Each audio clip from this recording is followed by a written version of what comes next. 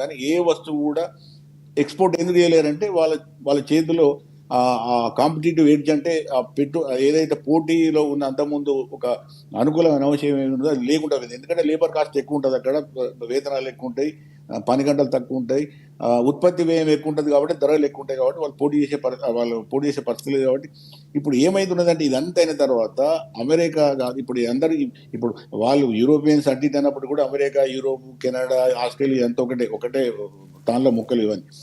వీళ్ళందరూ ఏంటంటే ఇప్పుడు ఆసియాకు షిఫ్ట్ అవుతున్నది ఎకానమీ. అందుకోసం మీకు రెండు వర్డ్స్ మీకు ఈ మధ్య నేను పడుతుంది, G7 ఒకటి, బ్రిక్స్ ఒకటి. G7 అంటేనేమో ఈ అన్ని తెల్ల దేశాలు, అంతకుముందు అభివృద్ధి చెందిన దేశాలు, యూరోప్ దేశాలు, దానిలో అమెరికా ఉంటుంది, కెనడా ఉంటుంది, ఆస్ట్రేలియా ఉంటుంది, అన్నీ ఉంటాయి.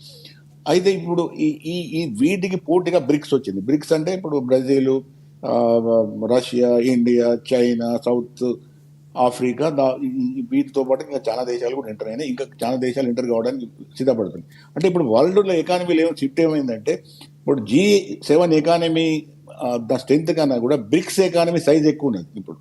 అంటే ఇది ఎందుకు ఇవన్నీ నేను చెప్తున్నానంటే ప్రపంచంలోనే ఒక మూలమైన మార్పు, అంటే ఒక విప్లవాత్మకమైన మార్పు. అంతకుముందు ఒక 250-300 సంవత్సరాలు నిరంతరంగా పరిపాలించిన Europeans, America is nothing but extension of Europeans వాళ్ళే అమెరికాలో ఉంటారు. వాళ్ళు ఈ తెలుగులో ఆ తెలుగులో అంతా ఒకటే. ఇప్పుడు ఏమైందంటే నౌ ఇండియా, మన చైనా, మన ఏషియా ఈజ్ ఛాలెంజింగ్, దాని లీడర్ ఎవరంటే చైనా. ఇప్పుడు ఏం చేయాలి, చైనాను ఒకదాన్ని దెబ్బ కొట్టడం సాధ్యం కాదు కాబట్టి ట్రంప్ ఇవన్నీ కథలు రకరకాలుగా పట్టుకొచ్చి అన్ని దేశాలు అని పెడతారు. ఇప్పుడు ఇదంతా ఏంటంటే ఇప్పుడు రామ్మోహన్ గారు, హలో వినపడుతున్నదా? ఇప్పుడు రాజశేఖర్ గారు, ఇప్పుడు ఇది ఎట్లంటే చెప్పండి. ఇప్పుడు న్యాయంగా కొట్టడలేక బెదిరించి చేయడం అని ఉంటుంది. అంటే ఇది ఒక విధంగా థ్రెటనింగ్, కోవర్షన్ అంటారు ఇంగ్లీష్. థ్రెటనింగ్ అంటే బెదిరియడం, బలవంతంగా గుంజుకునే ప్రయత్నం చేయడం.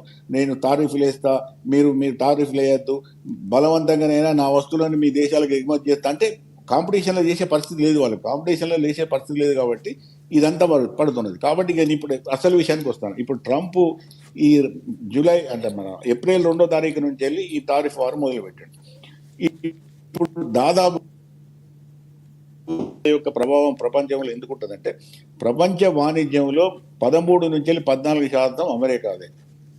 అంటే చాలా పెద్ద మొత్తం ఉన్నట్టు. ఇంత పెద్ద మొత్తం ఏ దేశానికి లేదు.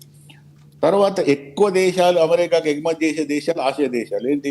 చైనా, జపాన్, కొరియా, కొంతమేరకు ఇండియా, వియత్నాం, ఈ దేశాలు, ఈవెన్ తైవాన్, ఈ దేశాలు పెద్ద ఎత్తున అమెరికాకు వస్తువులు ఎగుమతి చేస్తున్నాయి. అంటే ఇది అనుకూలమైన ట్రేడ్ మనకున్నది. అంటే ట్రేడ్ బ్యాలెన్స్ మనకు ఉన్నది, అమెరికాకు డెఫిసిట్ ఉంటుంది. కాబట్టి వాళ్ళు ఏం చేస్తారంటే ఇప్పుడు ఈ వీటితో పాటుగా అంటే కెనడా, మెక్సికో ఇవన్నీ కూడా ఏం చేస్తున్నారంటే మీరు పెద్ద ఎత్తున మా వస్తువులను దిగుమతి చేసుకోండి, లేకపోతే మేము టారిఫ్లు వేసి మేము దాదాపు రెండింతల కన్నా కూడా ఎక్కువ చేయడం జరిగింది. చేసినప్పుడు ఏం జరుగుతుందంటే ఇక్కడ ఇప్పుడు వాళ్ళు అనుకునేది ఏంటంటే మా అమెరికా మాకు బాగుండాలి, ఓకే, మాకు అభివృద్ధి కావాలి, మా పరిశ్రమలు మళ్ళీ పుంజుకోవాలి, మళ్ళీ మా పూర్వవైపు రావాలనుకోవడం తప్పులేదు. ఎందుకంటే అక్కడ ఓటర్స్ అడుగుతున్నారు, ఓటర్స్ డిమాండ్ కూడా చేస్తున్నారు. మన డెమోక్రట్స్ ఓడిపోయి రిపబ్లికన్ గెలిచి ట్రంప్ గెలిచిందంటే అర్థం ఏంటంటే మాకు ఈ లిబరల్ పాలసీస్ కానీ, లిబరల్ ఇమిగ్రేషన్ పాలసీస్ కానీ, లిబరల్ ఇంపోర్ట్స్ కానీ నష్టం జరుగుతున్నాయని ఓటేషన్ కాబట్టి ట్రంప్ గెలిచింది. కాబట్టి అక్కడ బేస్ ఉన్నది. ట్రంప్కి ఇప్పటికి కూడా బేస్ ఏం పోలేదు. అయితే ఇప్పుడు జరుగుతున్నది ఏంటంటే ట్రంప్ చేసే ఏదైతే ఉన్నదో వైద్యం ఇప్పుడు మనకు 2 వర్డ్స్ వినబడుతుంటాయి. మన డాక్టర్ దగ్గర పోతే ఫస్ట్ డాక్టర్ ఏం చేస్తాడు? డయాగ్నోసిస్ చేస్తాడు. అంటే మనల్ని పరీక్షిస్తాడు, రకరకాల విధానాలుగా టెస్టుల ద్వారా చేసి ఆ డయాగ్నోసిస్లో నీకున్న జబ్బు ఏంటిది గుర్తించి తర్వాత ప్రిస్క్రిప్షన్ అంటే మందులు కానీ లేకపోతే వైద్యం కానీ మొదలు పెడతాడు.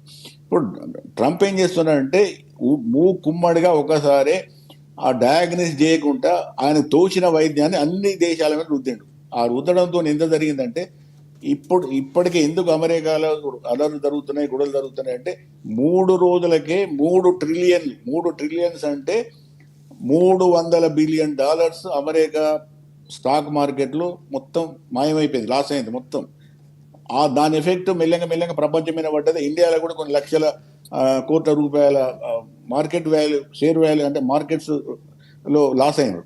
అంటే దీంతో ఏమైందంటే అన్సర్టనిటీ, ఒకసారి భయం, అన్సర్టనిటీ, ఒక దేశం మీద ఒక దేశం ట్రేడ్ వార్. అంటే ఇప్పుడు చైనా ఏం చేసింది, ఇంకా మనం వేయలేదు టారిఫ్స్, కానీ చైనా మళ్ళీ కౌంటర్ అటాక్ అంటే చైనా కూడా అమెరికా నుంచి వెళ్ళి దిగుమతులు చేసుకునే వస్తువుల మీద వాళ్ళు టారిఫ్స్ చేశారు. ఉదాహరణకు మీరు చైనానే తీసుకుంటారు. చైనా దాదాపు 370 నుంచి వెళ్ళి 380 బిలియన్ డాలర్ల ఎక్స్పోర్ట్స్ అమెరికాకు ఉన్నాయి.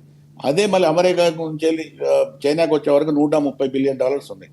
ఇండియాకి వచ్చే వరకు ఏంటంటే మనది 120 వరకు, దాదాపు 120 వరకు మనది ఎక్స్పోర్ట్స్ ఉంటాయి బిలియన్ డాలర్స్.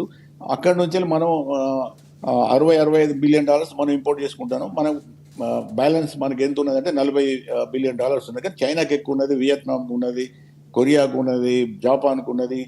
కాబట్టి ఇవన్నీ ఏం చేస్తున్నారంటే ఇవన్నిటిని కూడా డిస్టర్బ్ చేసి నాకు డబ్ల్యూటీఓ అంటే వరల్డ్ ట్రేడ్ అక్కర్లేదు, ప్రపంచం అక్కర్లేదు, ఏదైతే ఇన్ని రోజులు అది మొత్తం ఆ విధానాలను తయారు చేసి రూల్స్ తయారు చేసి దీని వెనుక కారణం ఏంటంటే నేను గట్టిగా నమ్ముతున్నది అంటే ట్రంప్ బెదిరిస్తున్నాడు. బెదిరించి మా వస్తువులను మీరు ఇంపోర్ట్ చేసుకోండి, చేసుకోకపోతే ఈ ప్రపంచ ఆర్థిక వ్యవస్థను నడవనియా.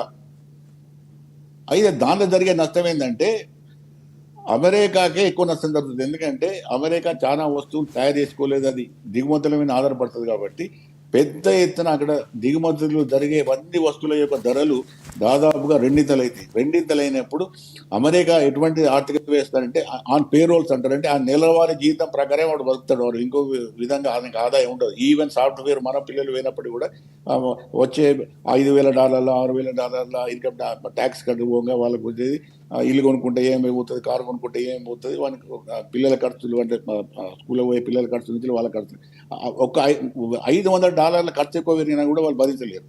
అది మనకు ఇంకా అమెరికన్స్కి అయితే $100 పెరిగినా కూడా భరించలేరు వాళ్ళు నెలకు.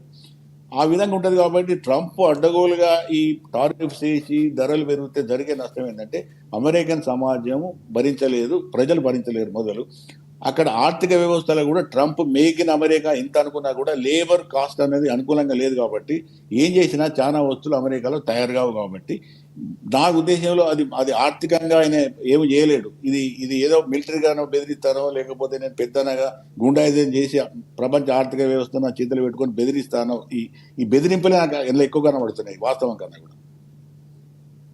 ఎస్ రామ్మోహన్ రావు గారు అంటే చాలా చాలా చాలా ఇండెప్త్గా అంటే వెనక్కి వెళ్ళి పూర్వోపరాలు పూర్తిగా ఎక్స్ప్లెయిన్ చేశారు పాపిరెడ్డి గారితో ఏకీభవిస్తారంటే ఒక మోదీ లేకపోతే ఇక్కడ ఉన్నటువంటి స్నేహితులని చెప్తూనే ఆయన చెప్పాల్సినటువంటి సుంకాలు విధిస్తున్నారు. అలా అన్ని దేశాలపై కూడా సుంకాలు విధించడం అనేది ఒక ప్లానింగ్ ప్రకారం వెళ్తున్నారు.